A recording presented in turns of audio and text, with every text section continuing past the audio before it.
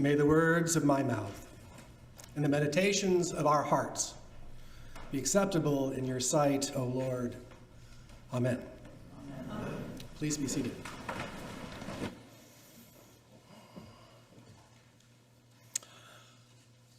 On January 7th of this year, Tyree Nichols, a 29-year-old black man, was stopped by police in the Memphis Police Department, their Scorpion unit in Memphis, Tennessee. Officers pulled Nichols from his car and maced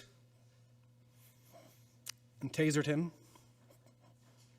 Nichols broke free and ran towards his mother's house, which was less than a mile away. When the officers caught up with Nichols, they punched and kicked him in the head,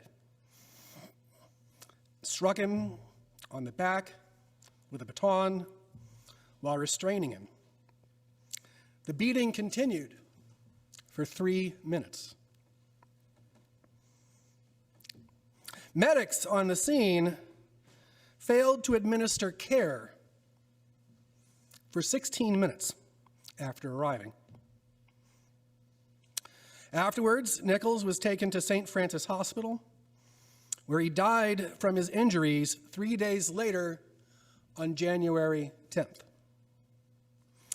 A preliminary autopsy commissioned by his family found that he'd suffered extensive bleeding caused by the severe beating. What happened to Tyree Nichols was awful.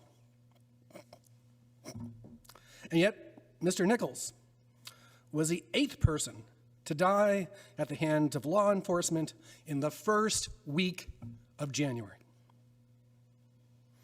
If you look at the 8 people who died, one was white, one was Latino, one was East Asian, one we don't know the race. The other 4 were African American. This fact is exceptionally disturbing, but it should not be surprising. The Washington Post has been tracking fatal police shootings since 2015, and they have found that African American residents of the United States are 130% more likely to die at the hands of law enforcement than somebody who is Latino or Latina, and they are 140% more likely to die than someone who is white. Now, my point in bringing this up is not just to bring it to our attention, and let me just say it is important for the issue to be brought to our attention, for where we place our attention is a reflection of our values and our priorities. But I bring up the murder of Tyree Nichols because I think that it helps us place into context the Gospel of Matthew, which we have just read. You see, I believe that the vast majority of police officers are good people. When I was a child of 3 or 4, I wanted to be a police officer. I believe the vast majority of police officers, like the vast majority of all of us, wake up in the morning, or perhaps in the afternoon if they're on the late shift, and they say to themselves, I'm going to go into work today and I'm going to do a good job. I'm going to go into work and I'm going to make a difference. I do that. I think that we all do that. And whereas I think a society where African American infants are more than twice as likely to die as white infants, where the maternity mortality rate for African American women is 2.6 times the rate of white women in childbirth, and where an African American man is 4 times as likely to be imprisoned as a white man, I think a society like that is racist. But I don't know that any of the 5 officers involved in the murder of Tyree Nichols woke up in the morning and said, I want to go out and beat to death an African American man. I think they woke up and thought, and remember, all 5 of the officers are also African American. I think they woke up and thought, I'm a member of the Scorpions, which, by the way, stands for Street Crimes Operation to Restore Peace in Our Neighborhoods. Isn't it ironic how the word peace was used to name an operation that promoted exactly the opposite? But I think that they woke up in the morning and said, I'm a member of the Scorpions, and I'm going to bring law and order to a high crime, meaning a very poor neighborhood. And this is the problem. Taken one by one, our individual actions are rarely understood to be evil. The vast majority of the time, we live in a world we've constructed where there is order and structure, and this is the way things are. We don't see how each little drop of water contributes to our house, our societal house, being ruined by a flood of horrific history and a deluge of terrible practices. If climate change were the result of one and only one specific action, it would have been solved by now. How do I know this? When it was determined that chlorofluorocarbons destroyed the ozone layer, which would have made life on this earth unlivable, we stopped using them. The problem is that with pernicious evils like racism and climate change, the cause and the support of a morally bankrupt system has become so intertwined with our daily lives that we can no longer see it. We read today's gospel and shudder. In a Bible study on Wednesday, one of the participants commented, "Wow, everyone did everything wrong." But do you think that the murder of Jesus fell out of place for Pontius Pilate? My guess, it was just one of many death sentences he handed down. Do you think that the Pharisees thought twice about executing a rival to their power? Unlikely. What about the crowd? What do you think the crowd thought?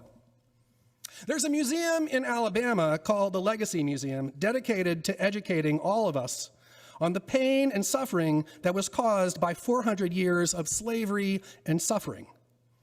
At this museum, and my understanding is the diocese is planning a visit to the museum, and I would encourage you to go.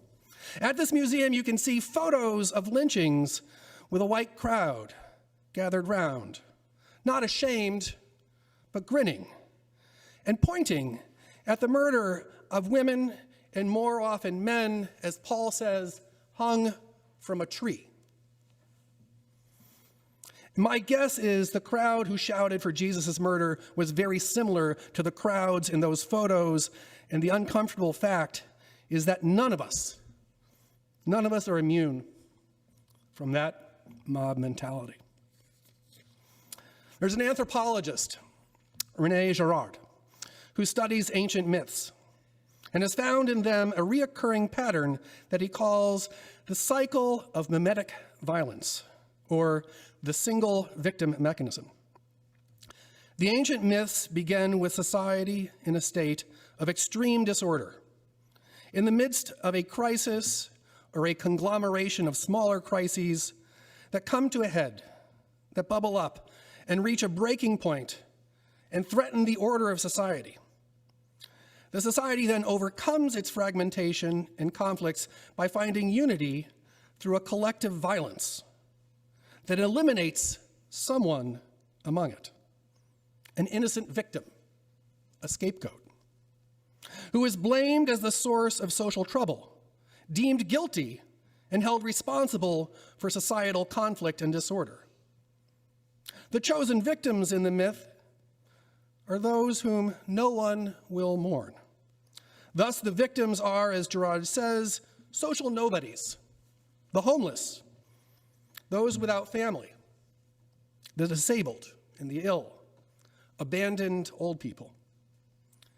However, here's the difference. Whereas the myths justify collective violence, always taking the side of the violent crowd and condemning the innocent victim, the Gospels are unique in that they expose this pattern and they take the side of the victim.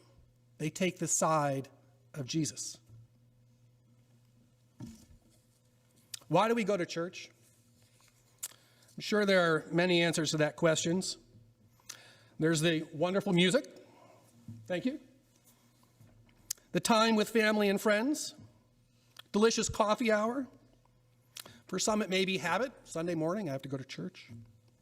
Perhaps once in a while, you hear a sermon that makes you think a little. All of these may be true, but I would like to suggest that the most important thing going on in church is that together we are supporting each other. We are reinforcing the belief that love matters. That we need, in the words of Fred Rogers, to be kind. That we need, as Jesus taught us, to do unto others as we would have them do unto us. To paraphrase Walter Brueggemann, the prophetic call of the congregation is the articulation of reality in the face of a constructed ideology, the expression of grief within a society that denies the deficiencies of its ideology, and the proclamation of hope in the midst of despair. We need to be the hope in the face of despair. Being the hope is not easy. I would argue that it is almost impossible as a single individual. Perhaps as two together, we stand a bit of a chance. But as we increase our numbers, we find like-minded people, and as we together find ways to bend, in the words of Martin Luther King Jr., the long arc of history toward justice. I do believe that heaven here on earth, despite all of its flaws, despite all of our flaws and challenges, that heaven on earth is possible. I'll leave you with a poem called The Low Road by Marge Percy. What can they do to you? Whatever they want. They can set you up. They can bust you. They can break your fingers. They can burn your brain with electricity, blur you with drugs till you can't walk, can't remember. They can take your child, wall up your lover. They can do anything you can't stop them from doing. How can you stop them? Alone, you can fight. You can refuse.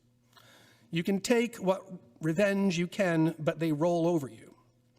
Two people can keep each other sane, can give support, conviction, love, massage, hope, sex. Three people are a delegation, a committee, a wedge. Four, you can play bridge and start an organization. With six, you can rent a whole house and eat a pie for dinner with no seconds and hold a fundraising party. A dozen make a demonstration. 100 fill a hall. 1,000 have solidarity and your own newsletter. 10,000 power and your own paper. 100,000 your own media. 10 million your own country. It goes on one at a time. It starts when you care to act. It starts when you do it again after they said no. It starts when you say we and know who you mean, and each day you mean one more. Amen.